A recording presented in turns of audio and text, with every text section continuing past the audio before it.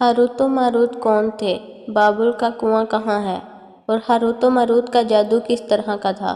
یہ وہ پوری سرار سوالات ہیں جن کے جواب تو بہت ہیں اور لکھنے والوں نے بھی بہت کچھ لکھا ہے، لیکن اس سے کہانیوں میں حقیقت تو تلاش کرنا گہرے سمندر سے موتیاں نکالنے کے برابر ہے۔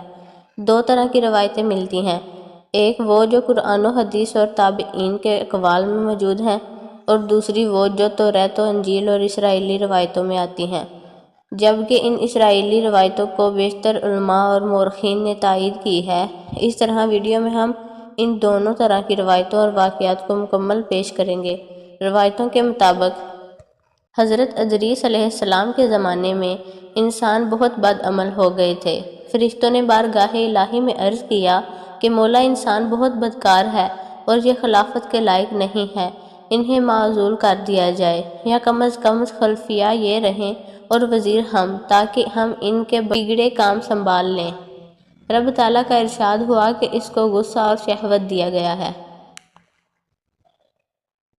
جس سے زیادہ گناہ کرتا ہے۔ اگر یہ چیزیں تم کو ملیں تو تم بھی گناہ کرنے لگو۔ فرشتے بولے کہ مولا کریم، ہم تو گناہ کے پاس بھی نہ جائیں گے، خواہ کتنا ہی غصہ اور شہوت ہو۔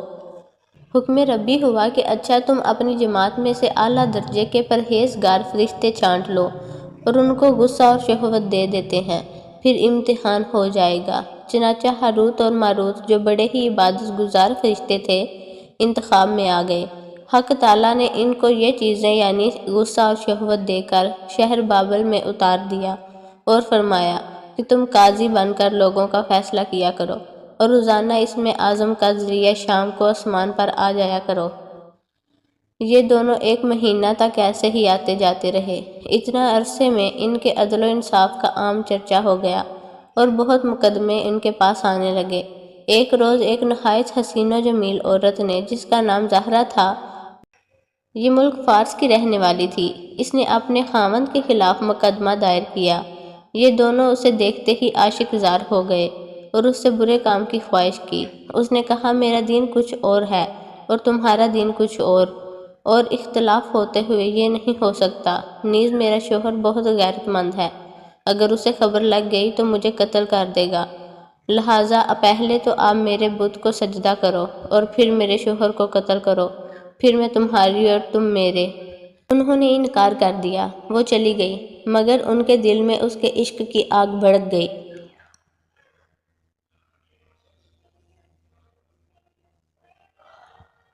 آخر اسے پیغام بھیجا کہ ہم تیرے گھر آنا چاہتے ہیں۔ سار آنکھوں پر یہ دونوں اس کے گھر پہنچ گئے۔ اس نے اپنے آپ کو آراستہ کیا اور ان سے بولی کہ یا تو آپ لوگ مجھے اسم اعظم سکھا دیں یا بت کو سجدہ کریں، یا شوہر کو قتل کریں، یا شراب پی لیں۔ انہوں نے سوچا کہ اسم اعظم اسرار الہی ہے، اس کو ظاہر کرنا بہت ظلم ہے، بت پرستی کرنا شکر ہے، اور قتل حق العباد، لاؤ شراب پی لیں۔ چنانچہ شراب پی لی۔ جب شراب پی کر مست ہو گئے، زہرا نے ان سے بت کو سجدہ بھی کروا لیا، اپنے شوہر کو قتل بھی اور اسم اعظم بھی پوچھ لیا۔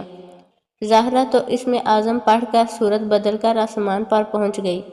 حق تعالیٰ نے اس کی روح کو زہرا ستارہ سے متصل کیا اور اس کی شکل زہرا ستارہ کی طرح ہو گئی۔ جب ان کا انکشاف اترا تو یہ اسم اعظم بھول چکے تھے اور اپنے کیے پر نادم و شرمندہ تھے۔ حق تعالیٰ نے فرشتوں سے فرمایا کہ انسان میری تجلی سے دور رہتا ہے۔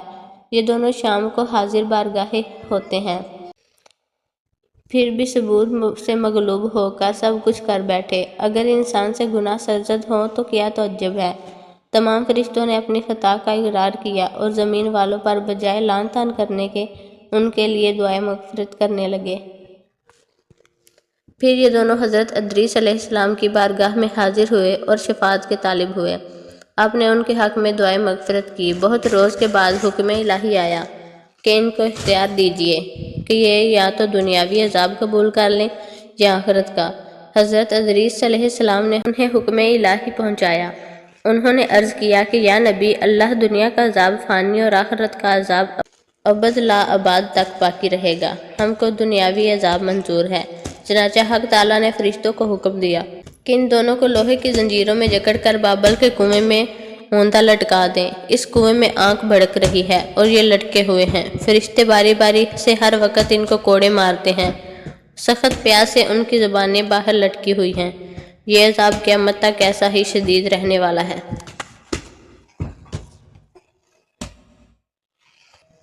بہرحال اس واقعے سے یہ سبق ملتا ہے کہ سفلی اور جادو ایک ایسا عمل ہے جسے فساد اور ظلم کے خاتمے کے لیے استعمال کیا جائے۔